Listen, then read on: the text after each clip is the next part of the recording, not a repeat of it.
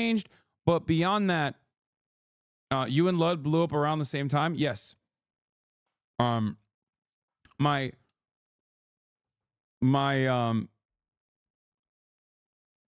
style has not changed. And also, my commentary has not changed, and like the way I cover has not. The way I make content doesn't change. So there's actually no difference between me at like 100 people. About how to be a streamer, and it covered a lot of the bases that you will need, and a lot of the stuff here is going to be repetitive information. But I also have something different this time. This time, it's not just me who's going to be telling you how to be a streamer. I've gone ahead and I've asked 100 of my friends, 100 fellow streamers, on advice for somebody who's up and coming or trying to become a streamer. So I have more info for you this time. It's not just me. I literally went out and asked 100. Yes, I'm in this video. I mean, I answered him for advice, and I put it all into a PowerPoint presentation, which I'm calling My Ultimate Guide to Streaming 2024 Edition. Let's get into it, class. All you will need is a pen and paper and a positive attitude. Step 1 on becoming a streamer. Stop watching this video if you have not yet gone live. I'm being serious. Go live, you lazy fucker. If you have okay, I got it. All right, I'm good. We're here. Never even attempted to stream before, and you are watching this video on how to be a streamer, you're not serious about it. And this is a problem that's not exclusive to streaming. This is a problem that happens in every single hobby you want to pursue. Do you want to be a runner? Oh, I'm going to look up a bunch of videos on how I should run and how I should train running before I do it. Oh, you want to start working out? I'm going to look up a bunch of videos on how to work out before I start working out. Just do the damn thing.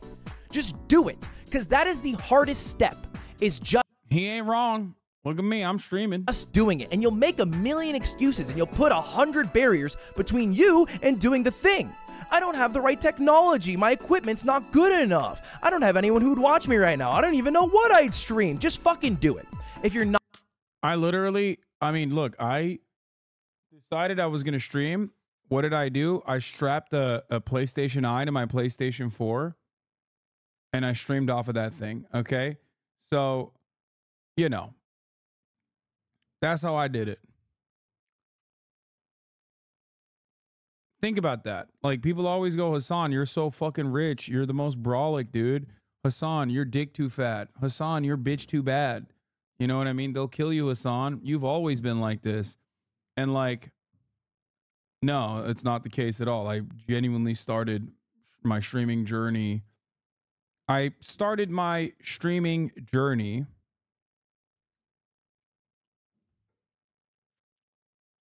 when I had absolutely nothing.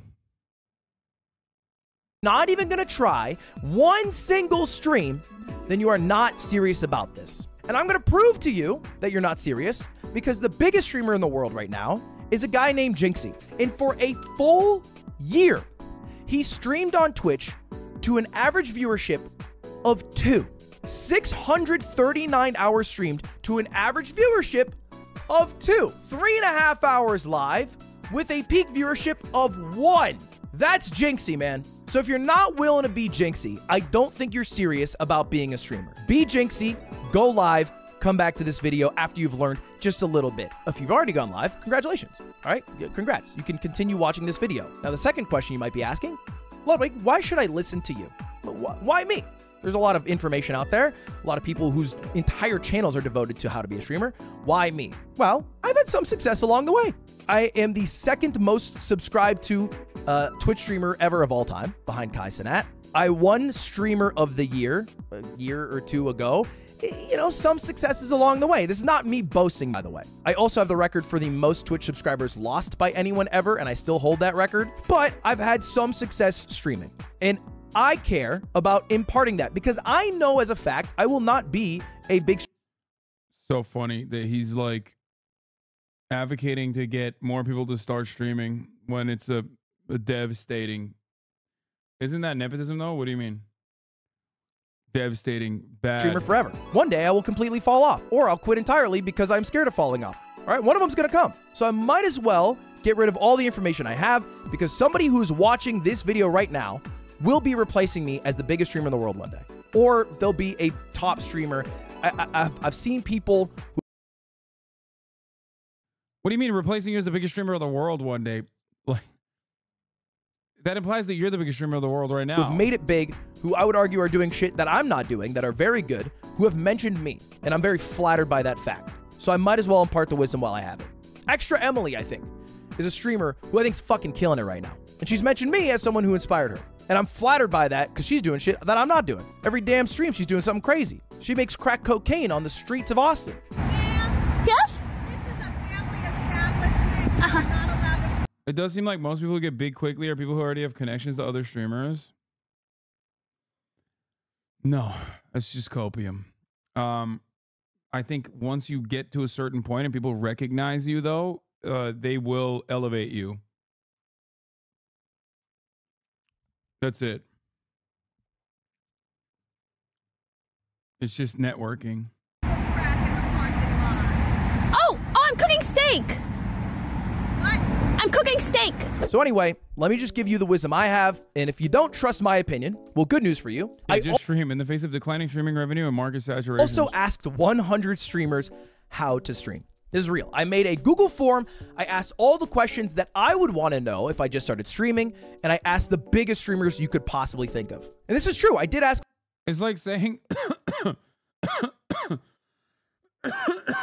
it's like saying, like Sean the Black is... Okay, Will Neff is not a good example of... Will Neff is not a good example of someone knowing a big streamer, okay? But Sean the Black is a good example of this. Okay. Hidden Gem nominee. I mean, he, I remember as a HasanAbi head, he had a TikTok presence, I believe, that was like, it was all right. It wasn't like super big or anything, but, he had a TikTok presence, but overall, he was, first covered by Vice, okay, for building like a, I don't know what it's called. What would it be? He like built code that basically created a spam bot that would populate like the abortion rapid response shit. Yeah, he built a script. Vice interviewed him. He was a HasanAbi head. And I talked about it and stuff. He eventually moved on to YouTube and now streams on Twitch as well. So it's not like he had a immediate connection. You know what I mean? He didn't know anybody, but he is well on his way and he's growing up and he's blowing up. You know what I mean? I don't know, let's continue. 100 streamers. That's going to be the title of this YouTube video. I did ask 100 streamers. Disclaimer, 100 people didn't answer me, okay? I did ask 100 people. It just turns out that only 30% of them actually answered. Not a horrible percentage, by the way. If you're in the MLB and you're batting 30%, that's not bad. That's pretty good, you know? So a lot of dono walls there, a lot of egos hurting along the way. But I did ask for you guys. I mean, these are the names of the people who replied to me. And if you just took a quick look there are a lot of big fucking streamers here. And let's start with the very basic question. What are the perks of being a streamer? Now, this one might seem simple. You guys could probably list a few off the top. And the biggest one that most people will think of is money. That is the biggest perk that most people would think of, is when you think of a streamer, you think of money. Yep, everyone's spamming it in chat right now. That's true. And I'm going to reveal something here that I think I'm illegally allowed to reveal because I'm no longer a Twitch exclusive streamer. I wasn't able to reveal this last time. Here's how much money I made my last year on Twitch. Again, this is not a flex. I'm just trying to show you. This is why people like to start streaming, because they think of the money aspect. There it is. That was my last year on Twitch. 2021, I made $2.5 million. Now, bear in mind that money does include the subathon. So kind of does inflate it a little bit. Yeah, that's a big chunk of it. I would argue like half of it, but it's a lot of money. Jesus Christ, dude.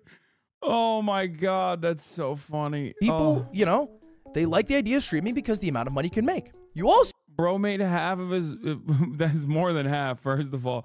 He's like, yeah, guys, look how much money I made streaming. And then it's literally like 90% subathon, 10% rest of the year.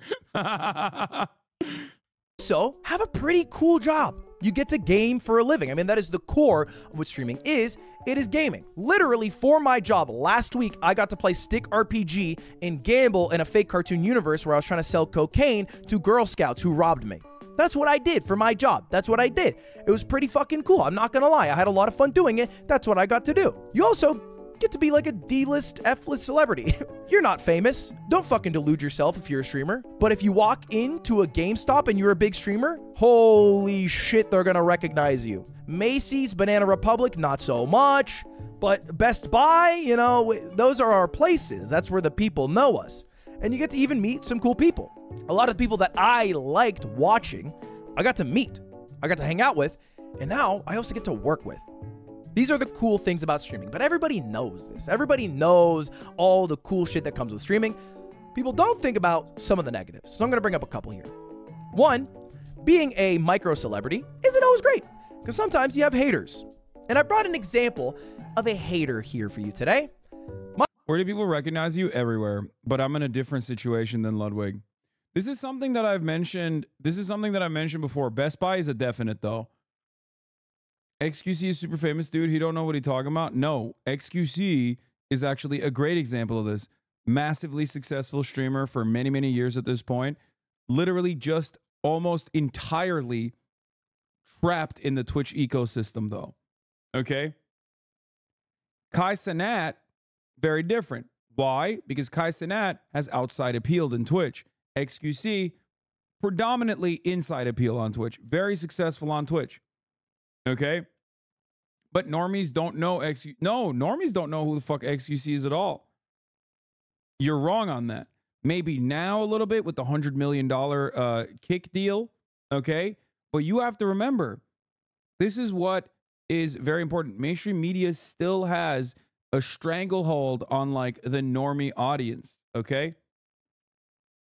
Kai is obviously very, very mainstream, mostly because, you know, he collaborates with a lot of mainstream artists, has a massive TikTok presence. Yeah, XU has inside appeal, meaning that he has appeal to those people who only stay inside and not go outside. Fair, that part is also true. Okay? Like, same goes for myself. Okay? While I'm, you know, a relatively sizable streamer, not as much so in recent years, but definitely throughout my career. The only reason why I am known with a mainstream appeal is because of the content that I create. The type of content that I create, the type of content that I create has a lot of normie appeal. This is why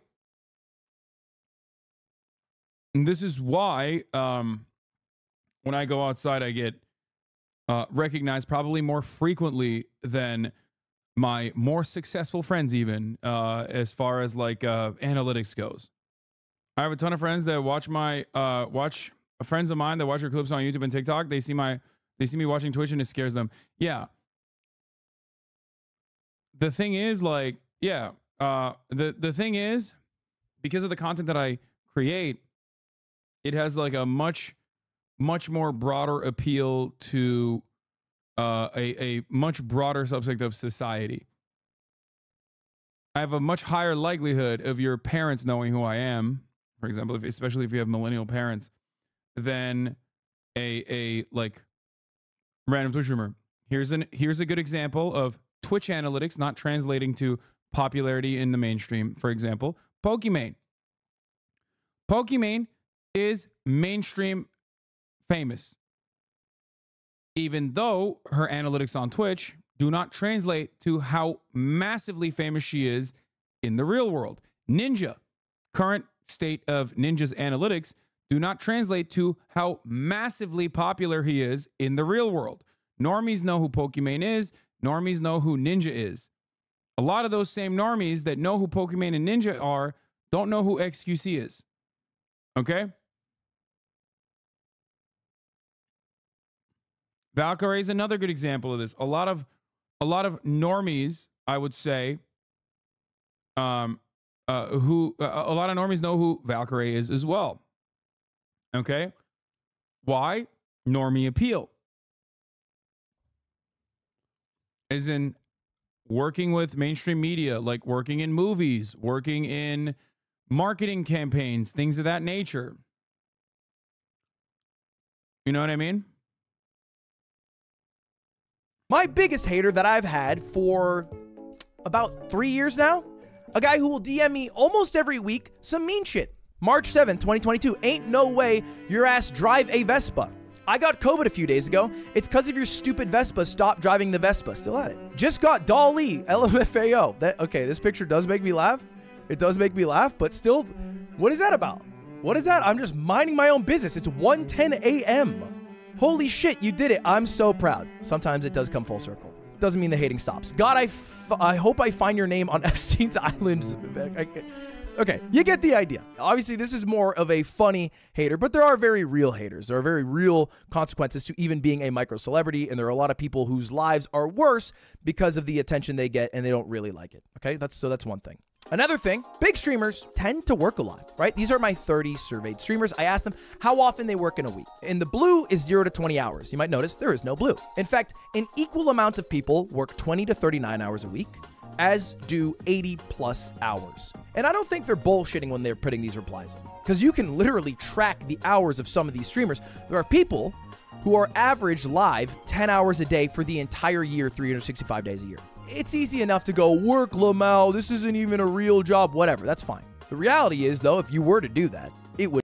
That's how you know Jerma and Clint Stevens did not reply to this questionnaire, okay? No 0 to 19 a week. Drain you. And you would basically lose everything else in your life along the way. And I have seen streamers do this. They lose everything else on the way because all they do is stream. It is their life. They're not gaining new life experiences. They're just sharing all their life experiences online. And as opposed to a job where you are told how often you are supposed to come in by somebody, you make your own hours. And the more hours you work, the more money you make. But you only make money while you're live. So might as well be live as often as you can. Still, those negatives aren't that bad. Like, all things considered, this is still better than working at a call center, Ludwig. It's really not that bad. So why doesn't everybody stream? You make a lot of money, play video game, hang out with Germa 985? But yes, me. Sign me up, man. Sign me up. Well, let's do a little experiment. I want you to think of a streamer. In fact, type one in chat. Think of a streamer. It can be anyone in the world. Think of a streamer. There's a bunch of huge streamers that you guys are listening right now. Maybe you thought of one of these names. Sorry, Ninja, for using this picture. Go Lions. These are the streamers you think of. But I think that's a bit of a mistake. Because if all you are thinking about when you think of the title of streamer is the people who have not only made it, but made it to such a high degree that they are the top of the top of the top 1,111%, then you're not really envisioning what your life will be like if you try streaming. So I'm going to show you someone. I'm going to show you this guy right here. Does anyone recognize this streamer? I don't see a single person in chat who's instantly recognizing this streamer. I did some research yesterday. I wanted to look up the 10,000th biggest streamer in the world. So that's what I did. And right now you're looking at Mr. 10,000. Omni Kevka. If you go to Twitch Tracker and you go to the very last page possible, technically it's number. Damn, bro, this kind of dunking on this guy. I mean, at least it's like giving him a lot of clout as well. 9,995, but I rounded up. You will find Mr. 10,000, a guy who averages 268 viewers, who streams really intense gaming sessions that can last 24 hours of playing games like Ark and more recently Power World. And let's just go through a few stats here. Mr. 10,000 averages 262 viewers, streams an average of 7.5 hours every single day for the course of 2023, and has 388 sub points on Twitch. Here's him explaining what he does in his own words. I've got my own style. You know what I mean? I'm a fat dude with long hair, gotten fatter as I streamed, but I'm grinding. I'm grinding. The way that I stream is by gaming hard. Multiple 24-hour streams in the last couple of days, casually, all the time. One, I'm a video gamer that streams. There's a lot of streamers that play video games, you know what I mean? But I wanted my story to be, I play hardcore. Now this dude's fucking dope. And I got to hang out in his stream for a couple hours yesterday. He has a great community, and yes, he does game hardcore. And he's been gaming hardcore for a long time. This guy's been streaming longer than Twitch Tracker tracks stats. Longer than I have been streaming myself. It is what you should be thinking of when you think of being a streamer, because Omni Kevka is a very successful streamer. He is in the top 0.08% of streamers in the world. In last month, 7.3 million people went live. He was more successful than 7.29 million people. So don't delude yourself into thinking streaming is being Kai, streaming is being Valkyrie, streaming is being Ninja. Streaming is being Omni Kevka. And it is possible to be the biggest, but for the most part, people like Omni Kevka are what makes up the streaming world. And they don't get the same attention and critical acclaim that the big people who get the millions of dollars do. Because all the eyes go to those people, but the reality is if you were to start streaming, your life would be a lot more similar to a streamer like Omni Kevka, who's grinding. And in his own words said he was in the mines of Twitch. And he still gets to play video games for a living, and it still gets to pay his bills, and he still gets to hang out with cool people in his chat. But don't delude yourself. Don't think that starting the go live button means you will end up being Valkyrie, means you will end up being Kai, because that's not what streaming is. It is a grind, okay? It is a grind. Now, before we start the actual session on how to be a streamer, we're gonna do a task. And I did this last time. We're gonna do it again because this is one of the few. Does that pays bills though? 260 average viewers, probably. Yeah. Depending on where you live. Thank you to the anonymous gifter who just gifted 75 subs. What the fuck?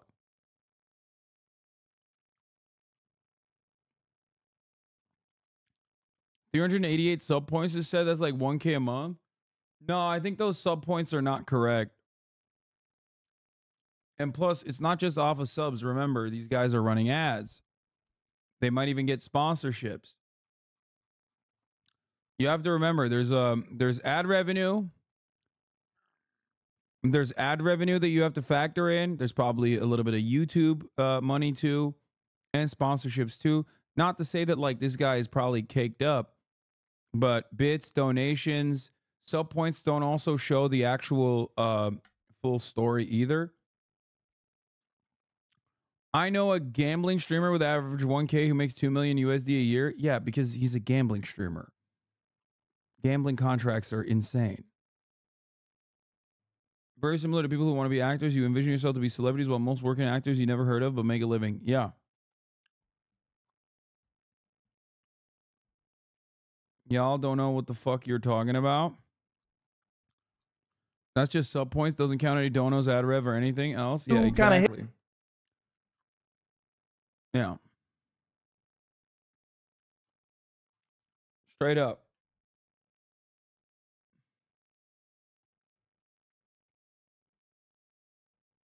The old days, watching Hoffa get a random 3K dono. Wait, really? Did you ever think you were going to become as big as you did when you started streaming? Fuck no. Fuck no. Absolutely not. How much did you make during your Facebook days? 0. I made no money on Facebook streaming. What do you mean? I did it for free.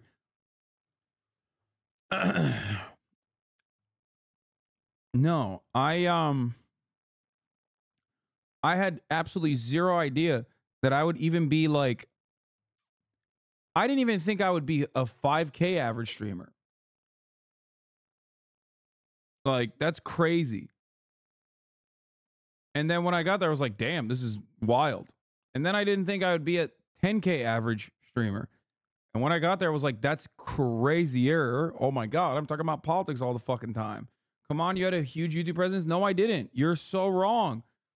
My YouTube was like, my YouTube at the time didn't even have, it was like 20K. I had 20K subs.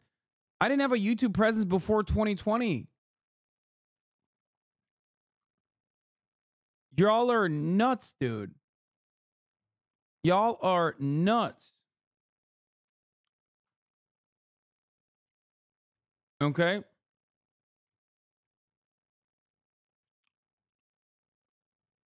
But yeah, Ludwig and I had a major conversation on stream where he literally fixed my YouTube, turned on monetization on my YouTube. My monetization wasn't on my YouTube. It wasn't even on. Some of your old videos on TYT didn't crack 1K. Yeah, that part is like, I think due to the algo though, but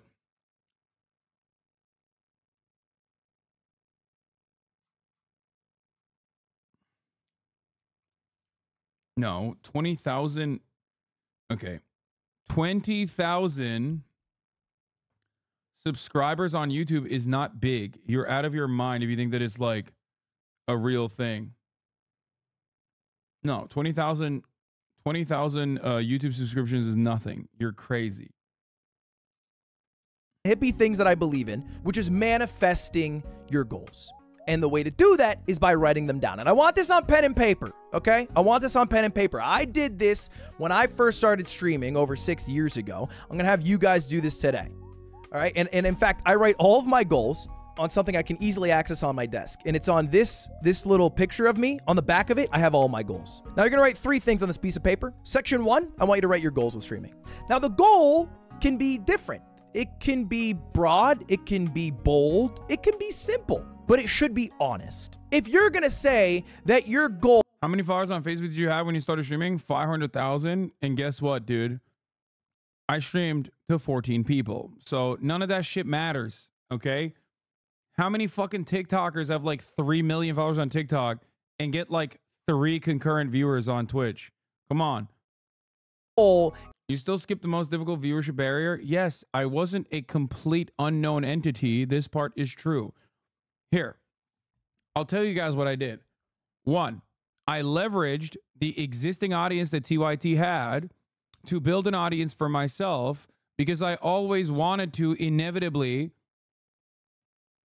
have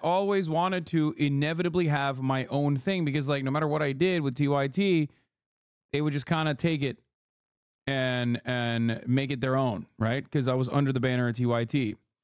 So I had no ownership over whatever the fuck I was doing, and I hated that.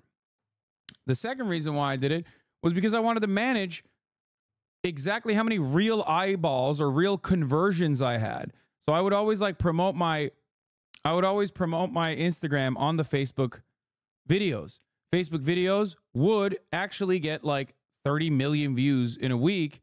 And then there would be like real-time conversions. 2016, my Facebook videos genuinely had a lot of real eyeballs on them. Obviously, of course, it was like juice to the goddamn gills.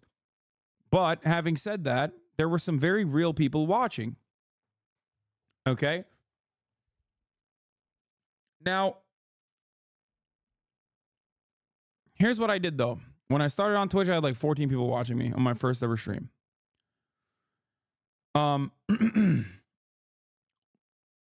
I had like around 14 people, which is a major barrier. Most people don't break it out to the 0 to 1 viewer, and then most people don't make it from 1 viewer to 10 viewers. But what I did was leverage my pre-existing clout outside of Twitch to network with people at Twitch that had an audience and prominence at Twitch.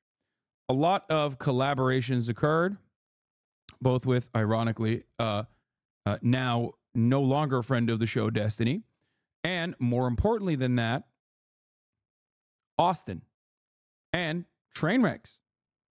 Okay? Those were, Trainwrecks used to have a podcast. Austin used to have many different shows that he used to host like twice a week, right? And I appeared on those shows all the time. I would stream nonstop, and then I would go on their shows, and I would go on their shows nonstop as well. That introduced me to the broader Twitch audience, the broader Twitch community. Those shows were very impactful in, I think, like setting the stage for that wave of Twitch, like Twitch's top content creators. The Ludwig, myself, Cutie Cinderella, XQC, we are all of that graduation class, I guess. Okay? You and your politics broke up my Black Ops 4 clan on Facebook. I started content from the breakdown and already had Twitch because of soda popping. Remember the VR trip with soda shit will live rent free forever. How quickly did viewership increase? I mean, we can look at it. We can look at my Twitch journey. Continue. Is to have an altruistic community that you just like making laugh? Is that real? Be genuine with yourself. Nobody's in the room with you. Do you actually just want to be fucking rich and a big streamer and famous? That's fine. Let's just be honest with ourselves today, okay? So let's write our goals down. And I'm gonna say one more thing. Goals can be bad, right? I think goals are valuable. It's anecdotal, but there were a lot of leftists in Wake's chat that said they stopped watching you as often because of the constant Middle East coverage. Too depressing.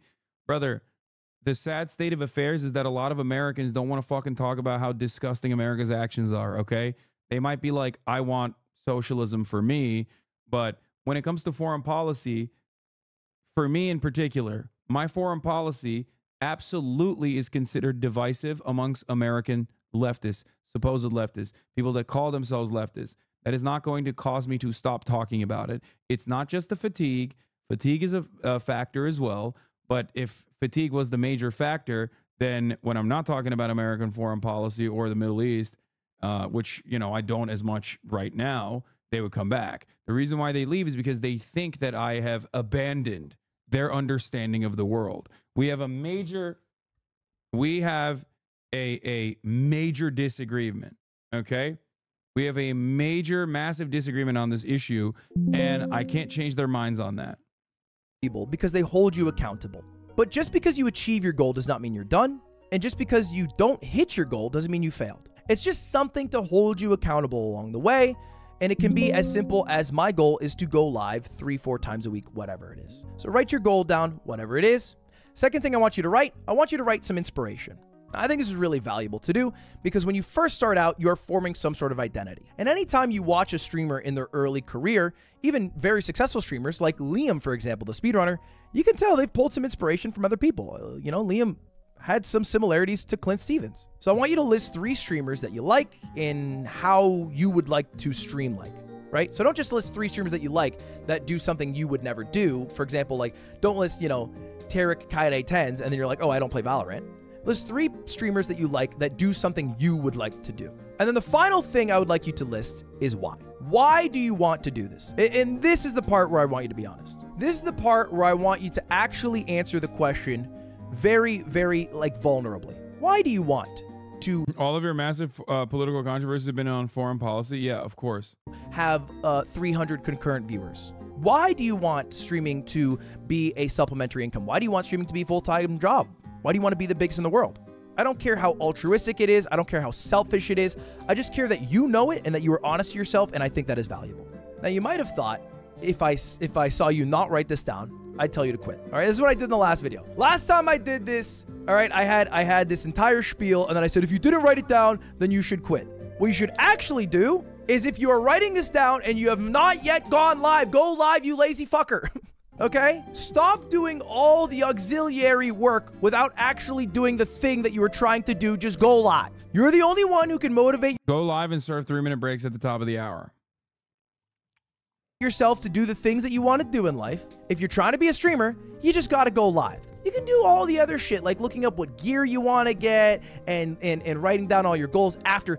For the record, people saying, oh, it's fatigue. Oh, genocide is too depressing or too boring. And or saying that it's a lack of moral character. No, that's not the case, guys. This is why I'm saying it's disagreement. I'm a political content creator by nature. All I fucking talk about is depressing shit. It's disagreement. That's it. You guys are wrong for thinking it's just fatigue. Okay? You're wrong. Everything I talk about is depressing. I talk about police brutality. I talk about economic destitute. Or awful economic conditions that people are subjected to. No, it's just people don't want to think about what America is doing is wrong because no matter how much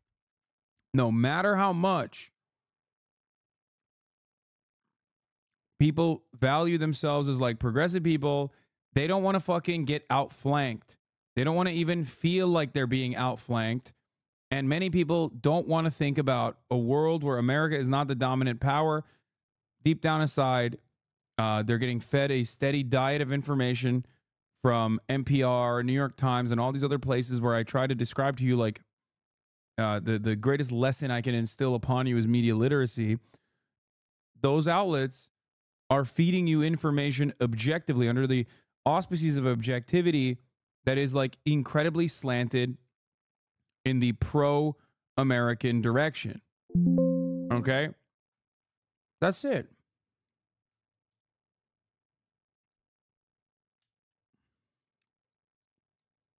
Just go live one time for me. Just one fucking time. Okay? And if you've done it, please go back to writing down your goals, inspirations, and your whys. But make sure you've gone live at least once. Just fucking try it, man. Even you used to only do 4 to 5 hours of politics and then fun stuff, but now it's 6 to 8 hours. That's definitely the reason. I think that's part of it.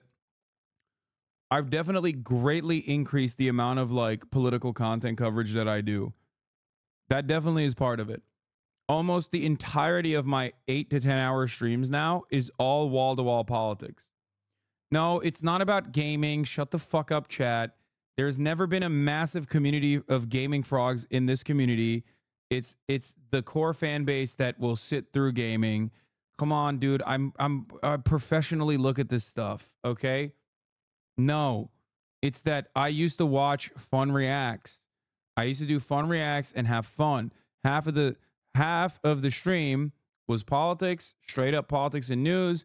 The other half was fun reacts and shit like that. Okay? That's it.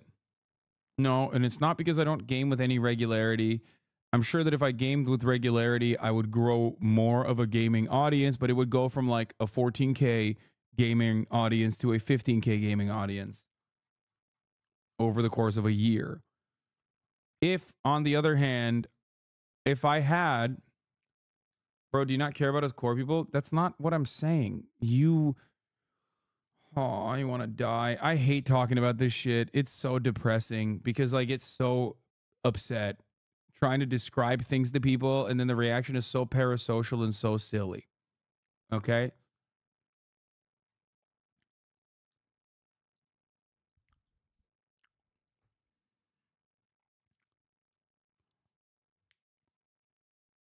The core fan base just watches whatever. It doesn't matter. They like the politics as well as the gaming. Okay?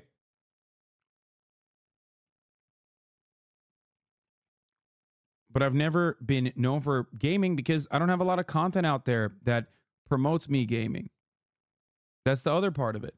If I had like entire TikTok channels dedicated to like my gaming highlights, gaming moments and things of that nature, and people got to see them outside of Twitch and came in here specifically for gaming content because they saw that, then yes, my gaming audience would grow.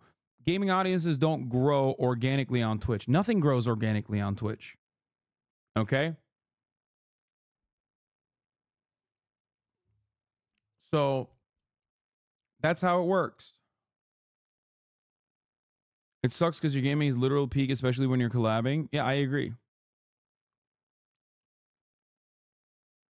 You got to do more fun stuff because politics is extremely pushed down on TikTok. I think so too, for sure.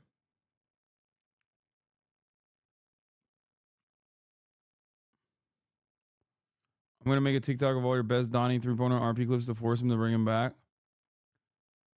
Are you seriously trying to be a variety streamer? We know what you are really here for. Okay. Dudes who have only been following since 2023 on their alt account because they got banned on their main account should probably shut the fuck up for the duration of this conversation. Dumbass. I've been a variety streamer.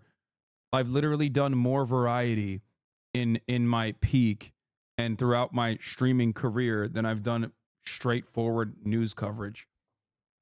You silly bitch. Get the fuck out of here. Yeah, I used to watch house tours, MasterChef, fun. One of the things that we used to do always was fun reacts, like finding TV shows and unearthing them and going through them and watching them. And those metas have died out. Like they don't slap as hard anymore. But yeah, Forged in the Fire, Pawn Stars, 90 Day Fiance, Joe Schmo, Beauty and the Geek, the recent stuff. Horny Mormons. It depends on the news cycle based on how much politics you do. That's my take. You have waves of so much politics. The cycle is very long because of Gaza. Yes. The thing is, the issue of Palestinians is very near and dear to me. It's very close to me. I feel like it's very, it's such an impossible to ignore severe crime against humanity. So I definitely do cover it way more. And it's like continued. My coverage is continued across the board. Feels like streams this year have been more fun and I've been watching more. Feels like the haters kind of took over near the end of last year and it made content a little more fatiguing. Yeah, 100%. The way I got into Lud was his damn TikTok time reacts. Yeah, I should do more stuff like that, honestly. Like I need to do more this year. This year I need to do more a variety, like get back to more variety. And I need to work my way up to it because I am very stubborn. I can't stop myself from doing the things that I want to do. Like variety's fun, but it's just, it feels silly to do when, like, you know, Palestinians are being slaughtered. And that's part of the reason. Anyway, let's continue. An hour, I don't care. Just try it. Here are mine. This is actually just a picture directly from my goals list. I have a few goals. My goals have changed. My goals are much more broad. I don't have goals based off objective metrics anymore. I don't care about my subscriber number as much. His inspiration is Jinxie. God, he is such a fucking... Oh, he is such a algo demon, dude. I don't care about my viewership as much. I just care about being better about what I'm doing. And so they're honestly more like reminders. Be ambitious, be creative, be kind, be patient. Because I think if I am those things and I remind myself to be those things, then I will be better at everything else in my life. So goal doesn't have to be get 100 viewers or whatever the fuck. It can be this. It's just a little bit harder to hold yourself accountable when your goal is be ambitious versus an objective number you can look at. Inspiration. Commit Zero. Because I think in esports, he is doing stuff that I would like to be doing with Moisex Shopify. Jinxie, because with very limited tools, Rainbow Six, he has amassed the largest average concurrent viewer base on Twitch, which I find massively impressive. And then Germa985, because his creativity, his ambition to do whatever idea he thinks of and then make it come to life, I still find inspirational. And then why? Why do I stream? Why do I do what I do? Simply put, that's also changed a lot. For a while, it was because I wanted to be a big streamer. Then, it was because I had daily YouTube uploads, and I wanted to keep uploading daily, and to keep uploading daily, I had to keep going live. After that, it was to be the biggest. I wanted to be the biggest streamer in the world. And then after I did that, I realized, well, actually what I really care about and gives me the most value is making the lives of those around me better. And also making cool shit. So those are the two things that I care about. Making people's lives around me better, friends, family, whatever. Making cool shit. So those are my two whys. Where should you stream? Answer, Twitch. Now, this might sound a little bit ironic, seeing as we are live streaming this on YouTube right now, but Twitch is simply the best platform to stream on. It just is. And then a couple more questions that go along with this. To be successful as a streamer, you need to be consistent. This is just simple advice, okay? Another tip that's helped me along the way, you should be as entertaining for 10 viewers as you would for 10,000 viewers. If you were to have 10,000 people raid onto your stream, would you stream differently than with a group of people that are currently watching you? If the answer is yes, that means you are not giving your all. You are waiting for something to give. He's right about that. That's why, for me, this part is actually very smart. For me, I've always talked about it. Like, there is virtually no difference between my coverage when I have, you know, this many viewers in the 7th hour of my stream versus 100,000 viewers. I have basically, I mean, I've definitely upgraded my setup going from a PlayStation Eye camera when I had like 14 concurrent viewers playing Fortnite. But since I made that jump to a PC and the way that I started streaming with a PC, I have basically said the exact same thing. Obviously, my commentary and my ideology has not changed, but beyond that, You and Lud blew up around the same time. Yes. My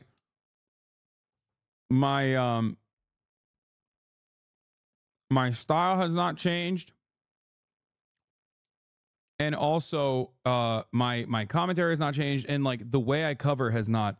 The way I make content doesn't change. So there's actually no difference between me at like 100 people, okay, me at 10K people, me at 18K people, or me at 100K people. Nothing is different.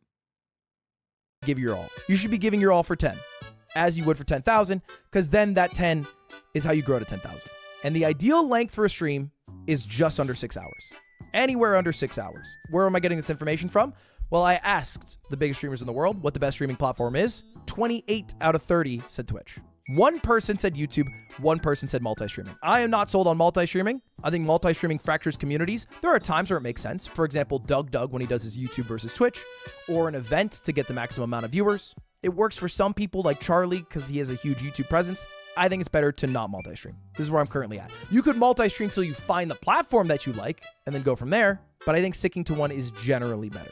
Nobody said Kick. Now, that could be just because the group I asked. Kick could work for you if you like the 95-5 split. But of the group I asked, everybody said Twitch. And a quick tidbit about Twitch versus YouTube versus Kick versus whatever. Twitch is better for chatters and for streamers. Everything is way more streamlined. There's way more information for streamers on Twitch. YouTube is better for lurkers, worse for people who chat, and worse for people who stream. And Kick, it's Kick. Now this has changed a little bit. This is what the past 3 years have done. Because 3 years ago, I talked about how you have to stream for the video. When you go live, you're basically trying to farm a YouTube video from it. It's changed. Now, most live streams are for the clip. We've condensed it a bit. If you live stream 4, 5, 6 hours, what you really care about getting... Yeah. Oh, he said the exact same thing. Kai, Speed, KCO, and Jinxie and Pyro Software all exploded from clips.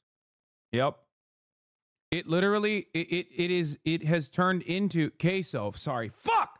Queso, not KCO. Queso. Queso. Queso. Queso. Queso. Queso. Queso. Queso. Queso. Queso. Fuck. I'm gonna still fuck it up. I'm too old. I'm old. I'm an old man. Okay. Anyway, my point is, yes, originally it was like, oh, you'll blow up on TikTok and then you can like manage that and turn your audience into Twitch viewers. Now, when you're streaming on Twitch, you're doing it for TikTok. Getting in that time is a good clip. One great fucking moment is all that matters. Because if you think about it, most of the people in the world who know you will know you from your clip, not your streams. Even people... You gotta hire a team of people to shit out so many clips is unavoidable? No, dude, it doesn't work that way. No, you're wrong on that front. No, I already have a shit ton of people that are trying to pump out clips on my TikTok. No, it has to be organic. It's like the HasanAbi Clips Industrial Complex. Okay? The HasanAbi Clips Industrial Complex has an organic presence on YouTube, even though YouTube has like combated it. TikTok is the same. Like, people that are posting on Twitter, if they were to post in the same way on TikTok, Hasan is not a clippable streamer, chatter. As a matter of fact, most of his problems come from assholes clipping him. That's not true. I am a very clippable streamer. It's just that a lot of those clips oftentimes go on, unfortunately, oftentimes just go on Twitter and just like die there. There is no way to do it. There's no way to do it. It's actually better for TikTok, in my opinion, than it is for Twitter. A lot of those clips are, but yeah.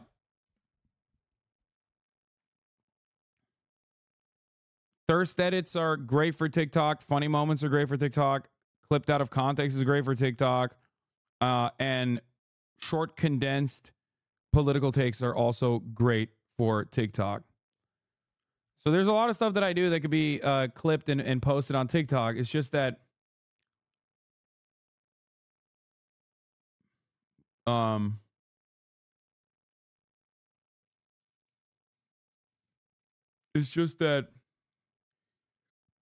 No.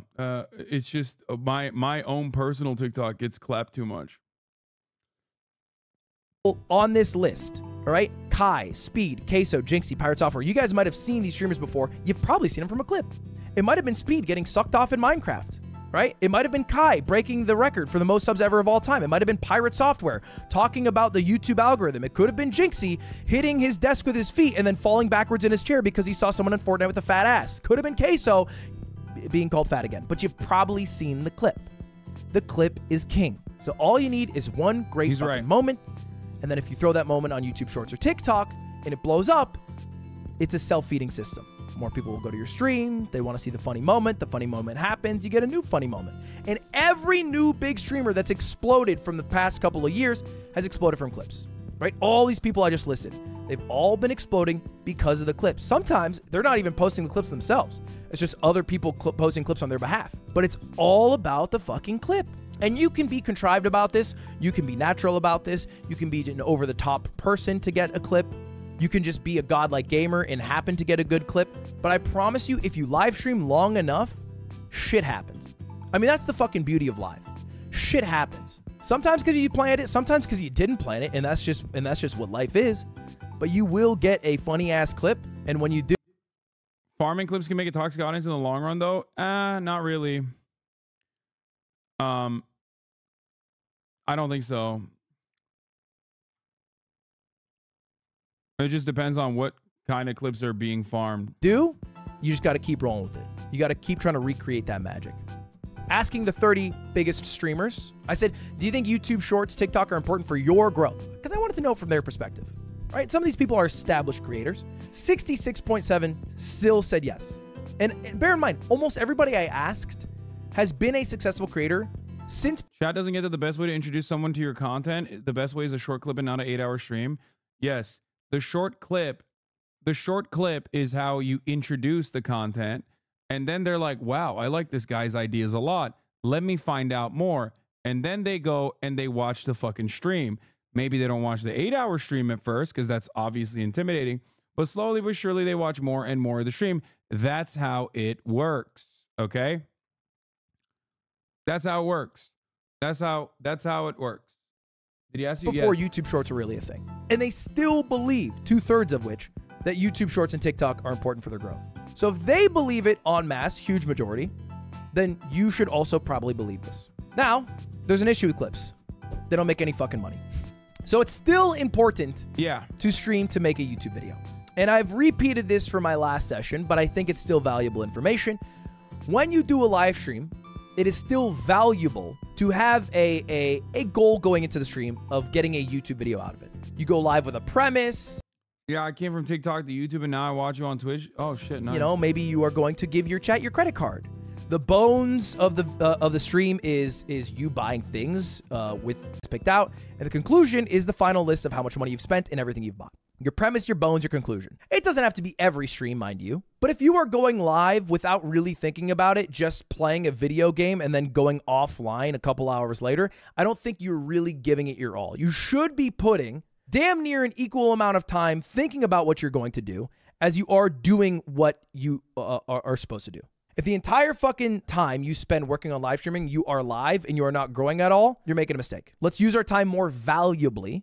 And let's think about what we're going to do so it is more successful long term.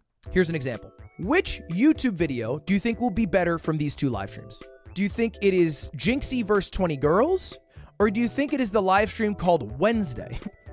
Let's just take a stab in the dark here. Most people would argue it's the first option, and they would be right. 20 women versus Jinxie ended up being Jinxie's most viewed video within a week. And I don't think the Wednesday video that came from it did very well. Now, Wednesday streams are still important. You will occasionally have to go live with nothing to do, but putting Wednesday in your title and playing the game that people like when you play, or talking about the thing people like that you talk about, because consistency is key. But if you are not interspersing well thought out premises with good bones and good conclusion, I don't think you're doing a good enough job.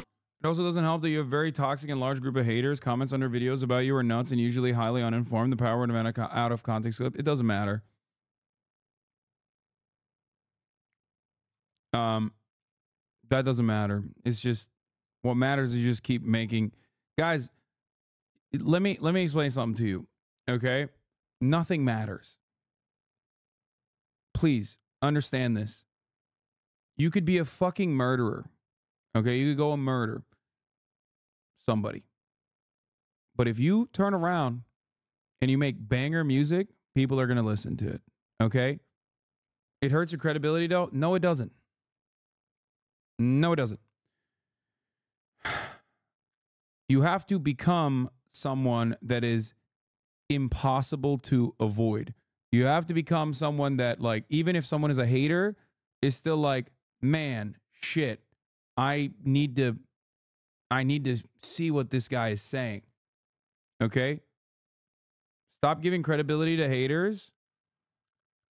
They come from TikTok during a 1 hour hater talk session, get turned off, and never come back. Yeah. It's the I could murk someone on Fifth Avenue mentality. Well, that's a little bit different, I would say. But a better example is Kanye West. If Kanye West is making phenomenal music, okay, it don't matter what he said.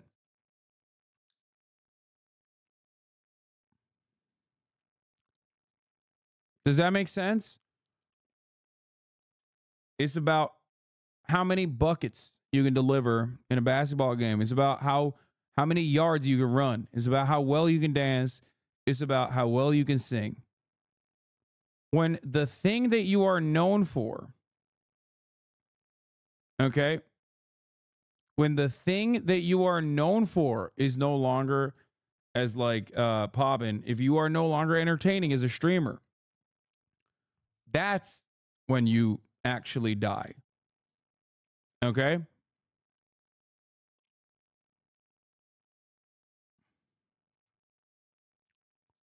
That's it. At streaming. How do you find ideas? How do you know what to stream, man? That's the hardest question. What the fuck do you do when you go live? The answer, you gotta watch a lot of live streams to know what to live stream. I'll tell you a story. I wanted to be a talk show host when I was in high school. Jay Leno even spoke at my sister's graduation from Emerson. And I saw him as he walked out and I said, Jay, I want to be a talk show host when I grow up. And he said, hey kid, what's your name? And I said, it's Ludwig. And he said, I'll see you there. I filmed all of this. This really happened. I'm not a talk show host today. I thought talk shows were dumb as shit and boring as hell. I never watched them. I just didn't watch them. I thought they were lame. I thought they were lame as shit. The reality is that I actually didn't want to be a talk show host. I think I just wanted to be a rich, famous person who was on TV. I don't watch anybody on Twitch. How could I have time to watch Twitch? I'm on Twitch. I'm live on Twitch 8 hours every day, minimum. TV who got to interview celebrities. Are you guys watching a shit ton of live streams? Because these 30 big fucking streamers who are very busy, some of which are streaming 80 plus hours a week, are watching streams daily. The majority of them are watching streams daily. Over 80% are watching streams a few times a week. I watch streams every single day. I'm not even shitting you. My Twitch Wrapped. I watched Twitch 365 out of 365 days last year. How do I know about people like Jinxie even though I'm 28 fucking years old? Because I watch people like Jinxie. Because I need to know what's going on. Because how else am I supposed to keep up, adapt, and come up with ideas? It can't all come from thin air. It can't all come from past experience. I've made two... Watching this almost counts, to be fair. No, it doesn't. I do not watch Twitch at all. I was never a Twitch watcher before I became a Twitch streamer. And I have, like, the thing is, like, I actually, that's not even true. I don't think there's a lot of good ideas on Twitch. Like, I think, I sometimes literally will force myself to watch TikTok to get a better understanding of like what's popping. Even though that algorithm is like so, specific that you often can't get a good analysis, good assessment of like what normie algos look like. But Hasan on depression arc? Wait, what? No, what depression? Nothing I said is depressive. What the fuck?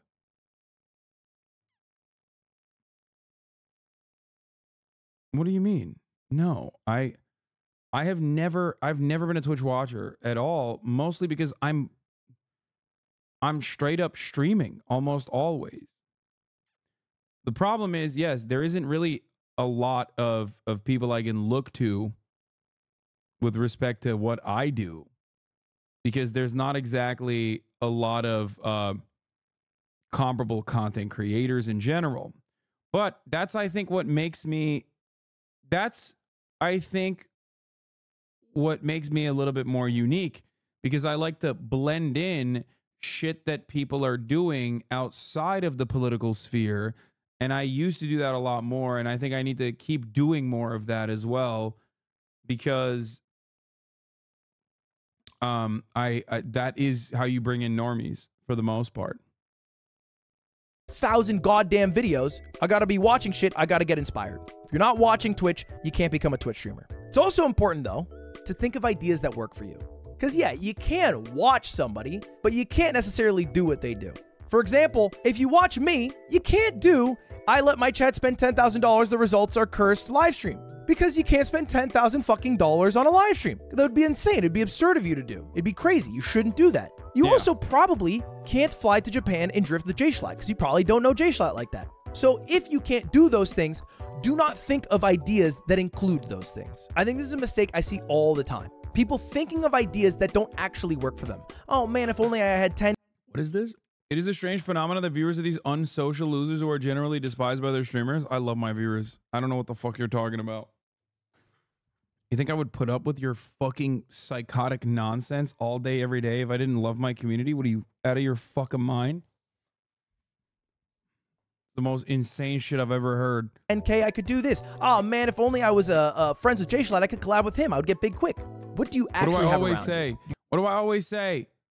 Literally, what I always stress is that I put up with a shit ton of haters. I put up with a shit ton of haters specifically because this community makes it worthwhile. You got a funny fucking friend? Do you have a love and passion for mobile gaming? With the tools you have, what would you make? And you can still find inspiration. For example, last week I ranked every single Flash game. Anybody who's watching this could do that. It was fucking $0. I literally looked up Flash games and then played the Flash games. It was like 12 of them. It wasn't even every Flash game. Anyone could do that. So make sure the ideas you are thinking of work for you. Now, I asked these 30 streamers, how much planning actually goes into your stream? Because it's an interesting question, you know? Like, how much do they actually plan it out? And for the most part, people are kind of making it up the day of. 43% of people, the plurality of people, kind of just make up what they do the same exact day. And I'm not excluded from that camp, by the way. Most of the time, I kind of make up what I do that same day, maybe the day before. I don't know how I answered it. I probably said mix. But like, I have to make it day of because the news is happening that day. 26% of people plan their streams ahead of time. 73% are making up day of or sometimes making it up day of. So don't stress out, man. That's the key. Don't freak out about what you gotta do, but spend 30 minutes every morning thinking of a couple ideas, writing them down. Maybe pitching it to a friend who's also trying to become a live streamer. Throw your ideas back and forth. This idea sucks. This idea rocks. And just fucking run with it. The more shit you throw at the wall, the higher chance you have of something sticking. So better to think of an idea, rip it day of, it not work, try something new the next day, than spend all this time crafting this amazing idea you've thought of only to have it not work. And now we get to my favorite part, the yoink and twists. Now, I've talked about this ad nauseum, so I'll be brief, but this is still the #1 best strategy on how to come up with a great video idea that is still exclusive to you and your personality that has a high chance of being successful. And it starts with finding an idea that has worked. For example, Michael Reeves made a video a few years ago called Your Robot Ideas Are Stupid. Many people have followed his formula. Michael Reeves is a fucking phenomenal YouTuber. Phenomenal. In fact, one of them was Fundy, who made a video 3 years ago based off it called I Made Your Dumb Ideas in Minecraft. It became his most viewed video ever. I saw this, and I was kind of into chess at that time. So I was like, hey, there's a bunch of dumbass ways to play chess. What if I just tried doing all of those ideas that chat gives me? And you can tell I was inspired by Fundy for the thumbnail and Michael Reeves for the initial idea. And the video did great for me. I was pumped. 1.3 million views. It was me and Stans playing chess for 4 hours. Lock it in. The yoink and twist is a tried and true method. And don't feel bad about the yoink and twist because it's how it fucking works. Don't take my word Why are big streamers always looking to grow instead of just chilling like Movement or Airs? They have strong viewers. I mean, they have a strong community. I have a strong community as well. For it, listen to H Bomber Guy. My goal, It's completely fine. I can't speak for other people, but like for me personally, I always want to reach as many people as possible because like my entire goal is to change people's minds. I need charitability for that, and I need a broad audience for that.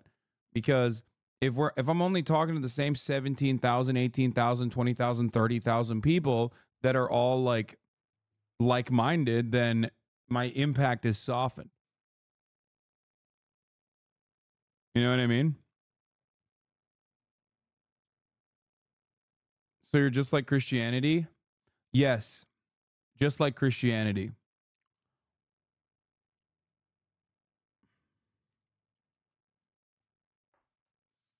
Yeah. Yeah, my goal is to get you to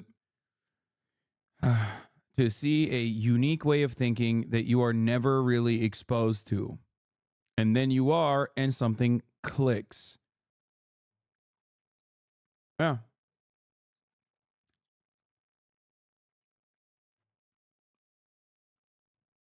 You don't have to fully agree.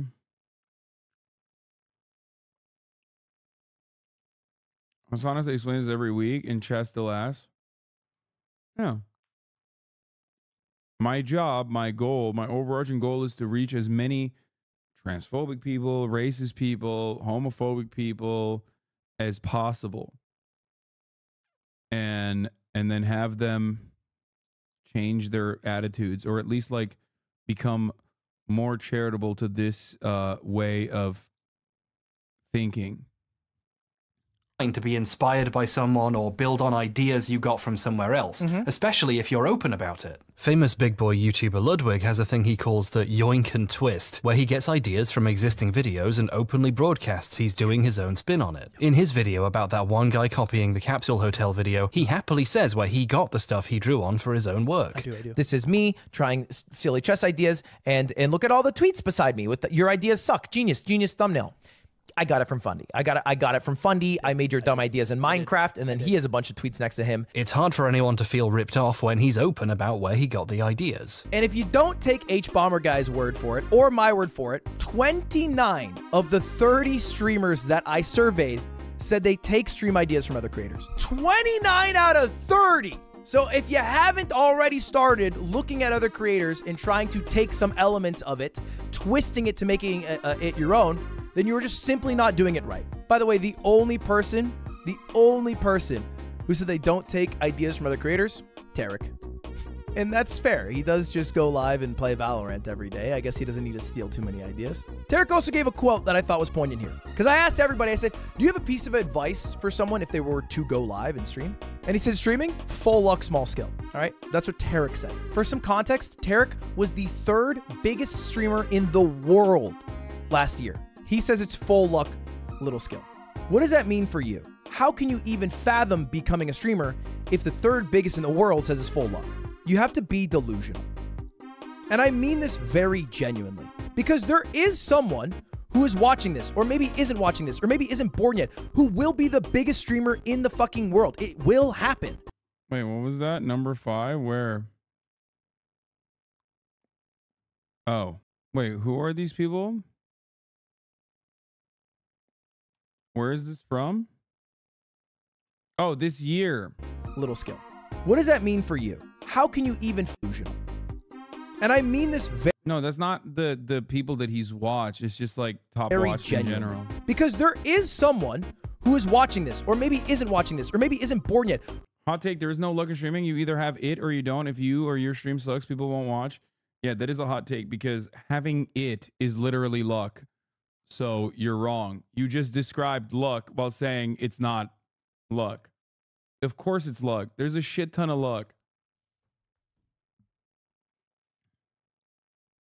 Even the fact that you said having it is what is required, that is luck. You have described luck, my friend.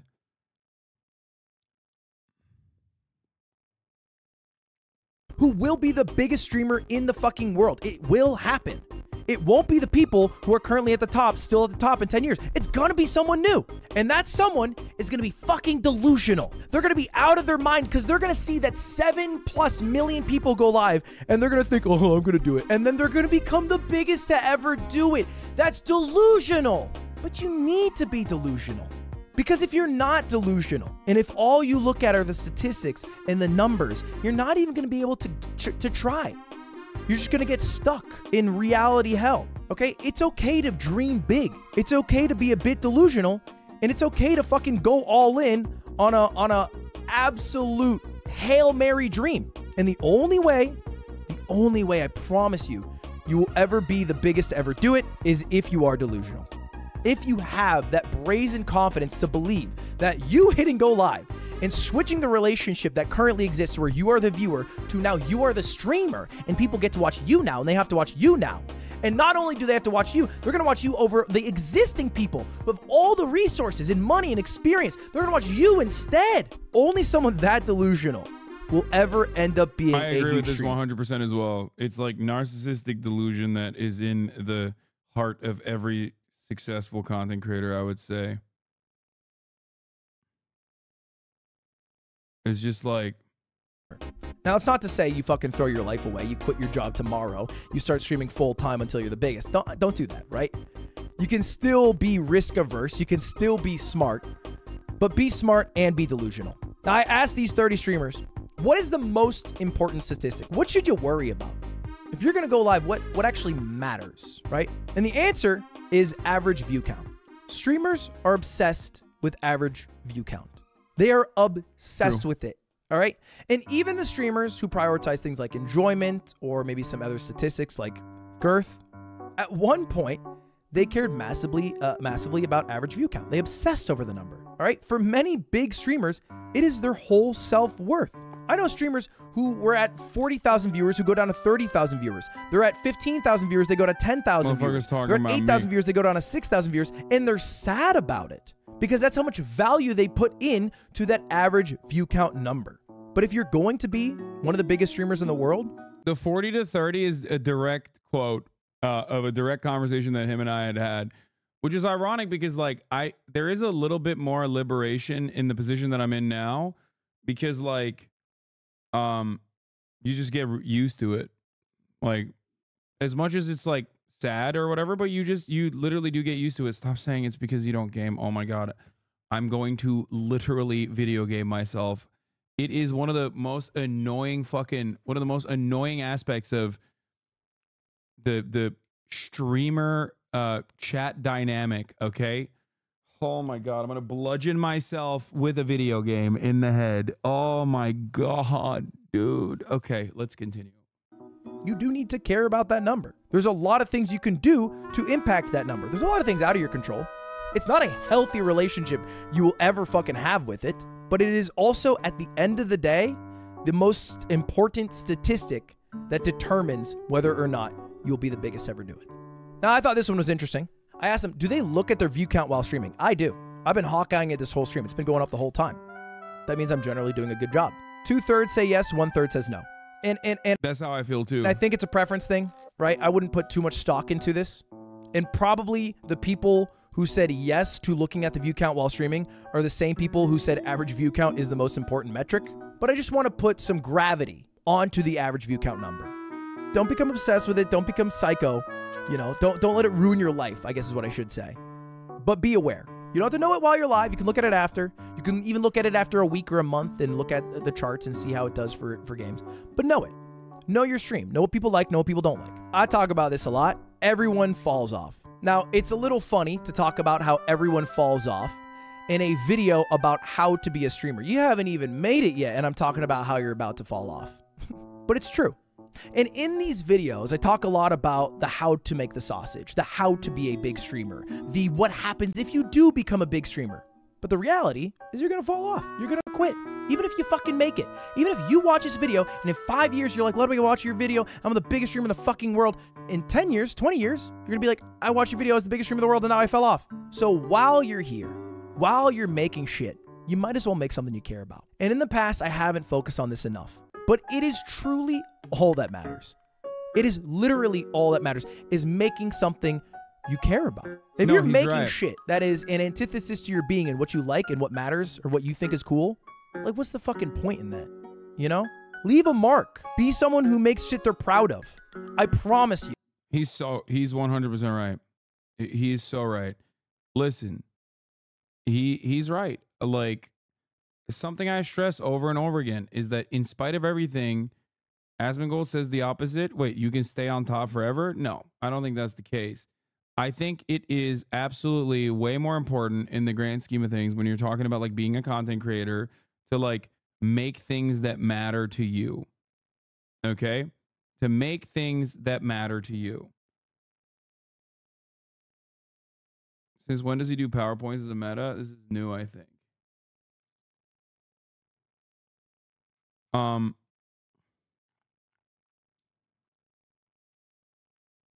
This, of course, isn't your opportunity. Why is everybody being so fucking annoying about like gaming and Grand Theft Auto RP?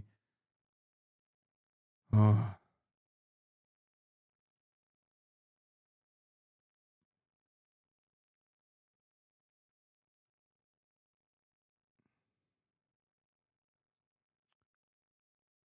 It's for me, that's why I will never abandon political commentary no matter what happens. It's because that's what I am passionate about. That's always what I've been passionate about. That's what I will continue to be passionate about. So RP frogs are back. You fed them just a crumb and they're feeding again? Yeah, not really.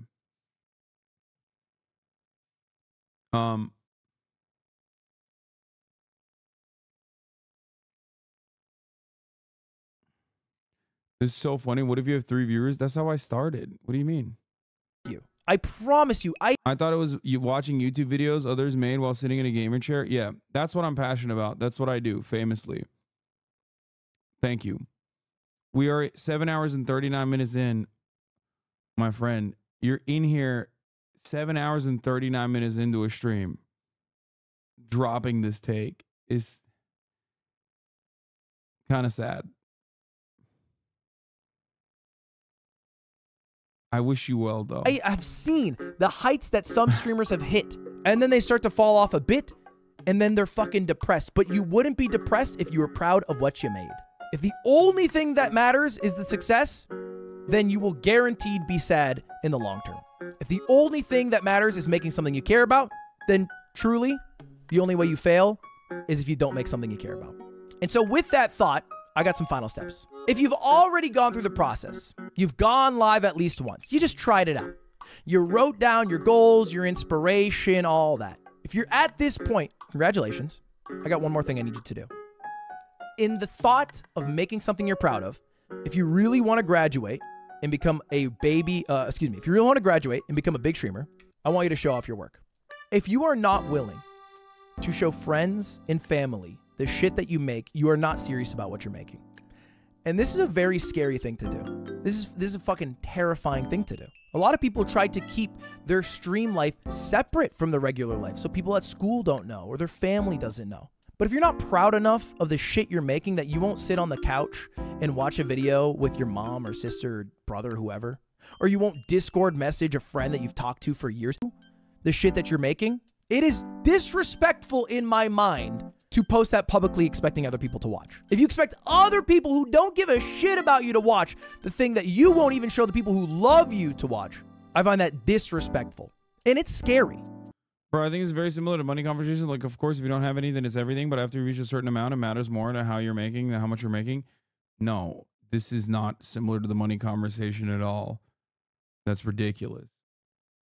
No, it's like, it's 100% about like maintaining a healthy relationship. Maintaining a healthy relationship with the content that you're creating.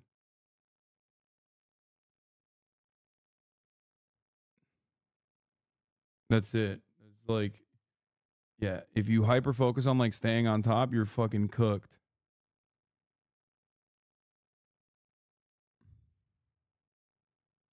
But if you're willing to do that step and you take that leap, you'll be in such a better place. You'll be in such a better place, man. because you'll be at the point where you're already making stuff that you're proud of. And if you're not, and they're like, hey, this fucking sucks, then you know, and you can get to that point quicker. That'd be amazing. How amazing would that be if someone who loves you could just tell you like, hey man, this thing actually isn't good. You know, you could work on it, change it, do it better. That's great to know. It's going to shatter your fucking ego, or it can lift you up. It's scary. Do it. Show off your work. I do this to this day. If I make a video that I think's really fucking cool, I send it to my family in France. They don't speak English, but I think if it's really cool, it will cross the language barrier. So when I did my story time when I went to France, I sent it to them. But also when I made the video learning an opera in Italian, I sent it to them because I wanted to share it with them. I thought they'd fucking love it. And they did. It was cool. I'm proud of that video. And that, in conclusion, is my ultimate streaming guide 2.0. Thank you very much for watching. A couple things, if you're still here, you want. Good video overall. So is Cutie's boyfriend like a YouTuber? This is pretty good. That's funny.